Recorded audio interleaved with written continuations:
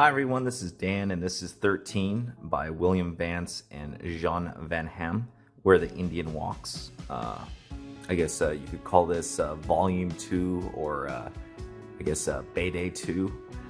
This review is also known as Dan Gushes About French Belgium Art Again. I guess technically Belgium art, right?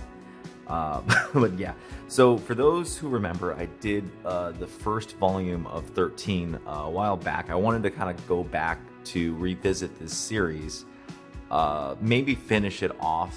Like I think this first storyline goes for like 5 volumes, then I think a new storyline starts after that. But for those that remember, the art in 13 is phenomenal. This is a great example of the sort of European Franco-Belgium tradition of art right here. So again, this book is fairly thin. This is published by Cinebook. The quality of this actual production is very questionable. I think the cover is kind of nice, but the interior is like, I don't know if you can see the binding right here. It's hard to see on camera, but this is not a very strong binding. I will say that. It was printed in Spain, and I don't know what they're doing here, but I get the feeling that they really only want this book to get read like maybe a handful of times, and then it basically falls apart, which is unfortunate. I'm not sure if in the European market, or I should say the French-Belgium market, that this is printed in a hardcover, kind of like Thorgal, but it's possible, right? For this technically was meant for the British market, the UK market, I should say. And even though you can get it as an American, the vast majority of the copies in the United States are typically exported over from the United Kingdom, from the Brits, who get much easier access to these great comics than we do here in the United States. But anyway, let me jump into this. So 13 is basically a spy thriller, and it's good stuff, right? And it really is kind of a story of a person trying to find their identity. So the main character here, who goes by many names, but basically 13 is what he goes by, and overall gets referred to in the story. He's basically was found on an East Coast shoreline in the United States with his memory lost. And turns out he's basically a James Bond Archer level secret agent who can kick a lot of ass. So after a beautifully done recap right here, I love this, by the way. This is excellent. And this is something I think is sort of the European way of catching up the reader to what happened before. This one page succinctly summarizes what happened in the first volume for those who missed it, and you just happen to pick up this book and you don't realize it's the second and not the first. Well, no biggie. They're still going to give you a recap right here, which is excellent. I always like this, that fundamentally, even though it's volume 2 and you're kind of expected to read volume 1 to understand volume 2, they still give you the recap, kind of like the classic Marvel method from Jim Shooter. But yeah, we jump into it, and here we're out in, I would say, like the Mountain West of the United States. This looks like the Mountain West, like northern Arizona or Colorado. And he is at a base, basically trying to find information on Kim Rowland, who is supposedly the girl in the photo that he picked up right here. And he gets accosted by the military, beaten up and jailed. And it turns out that he is a freaking badass Special Forces dude, after they do a little bit of investigation right here. And this guy, the major, as well as the general and Lieutenant Jones, who is this lady right here, end up basically assisting him, and he also gets a little bit of sexy time with Lieutenant Jones. Very James Bond. This is where this thing really starts to feel like a special agent kind of story, like a James Bond, and it turns out pretty cool. So they test them with little exercises out in the forest. This art is so good. Oh my god, the detail in this art and the coloring and just the thoughtfulness and just the expressions and everything. Like, oh man, it's really a delight to go over this. Even though the coloring is straight up in these books, it's still excellently done. And I don't know who Petra is. They are the ones who did the coloring on it. But yeah, no, it's very, very thoughtful, and it really feels like the color really makes you feel like you're in America. And, I think a lot of credit needs to go to Van Hamme, William Vance, and the colorist here for really bringing forth the feel of America, both the East Coast, the Heartland here, the Mountain West. Really feels like you're in these places, and this art is so good. Oh my goodness.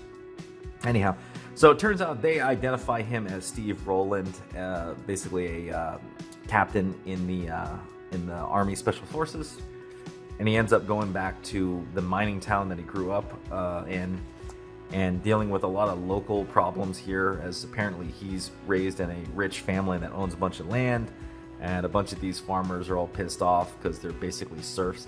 This is where it gets a little weird, in my opinion. Like, this sort of conflict, a rich landowner with a bunch of serfs, angry at him working on his land and stuff. It's not really, and I know this from having kind of visited a lot of areas. Like, this is kind of like the Heartlands and Rust Belt is what Van Hamme is going over. This type of conflict feels like way more European than American. And it's a little bit of a weird plot device here. That's just kind of if I should give a criticism to the story here, this feels a little too European and not really American. But, that's fine. It's fine. That's just me speaking as an American, right? So anyway, he ends up getting into a bunch of intrigue here. And I swear to God, 13 reminds me, every time I see the character, I almost think of the cartoon Archer on FX. In fact, sometimes I wonder if Archer steals from 13 through some of its episode plot lines, just because 13 was published in 1984. So, turns out his old man is banging some really young, hot blonde. There's a bunch of family drama and town drama, and 13 is kind of like, I just need to get the hell out of here and find where my wife, Kim Rowland, who he discovers the lady in the picture is his wife, which is kind of interesting. So after many, many pages of freaking gorgeous art, he ends up getting framed by the hot blonde for the murder of his father and his uncle. And after a little bit of a chase down and run, he also ends up running finally into his wife, Kim Rowland, after running away from the authorities, who turns out she is 12.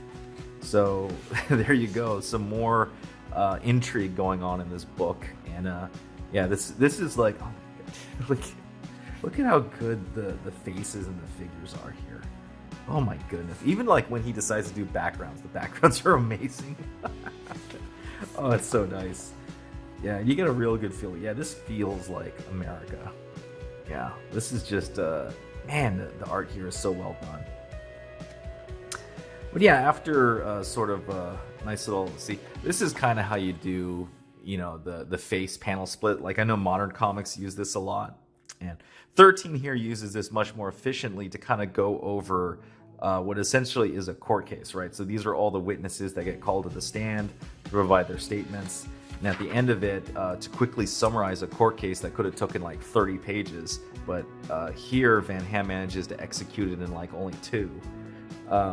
Our protagonist here, 13, Steve Rowland, who apparently isn't Steve Rowland, is sentenced to life in prison in a maximum security facility. Cue JoJo's Bizarre Adventure Stone Ocean. But yeah, no, man, look at the fucking covers here. Oh my God. Damn, this thing is so freaking cool. So yeah, no, really, really cool. Tons of action, moving all over the place. Basically, starting off in the Mountain West, going back to the Heartlands, then heading to the Pacific Northwest, and then ending up in a court room.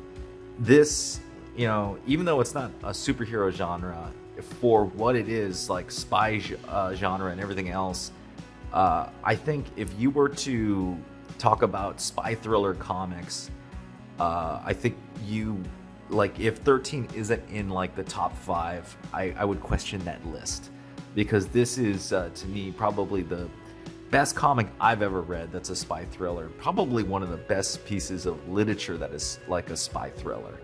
So great stuff, man, freaking great stuff. Cannot recommend it enough. So if you're interested in trying to get a hold of this, Again, you can import them from the UK through Cinebook. You might get lucky and there might be some stockpiles in the United States that are on sale on eBay or through Amazon. Sometimes people basically import like a big box of these from Cinebook. That's usually what you see available online here in the United States. Otherwise, you're going to be waiting for the stuff to come over across the pond over to for import, right? But anyhow, that's the review, guys. Let me know what you think. If you like this video, please hit the thumbs up. Subscribe if you haven't subscribed. Hit the bell for notification. If you got any comments on 13, where the Indian walks, leave it down below, and I will see you next time.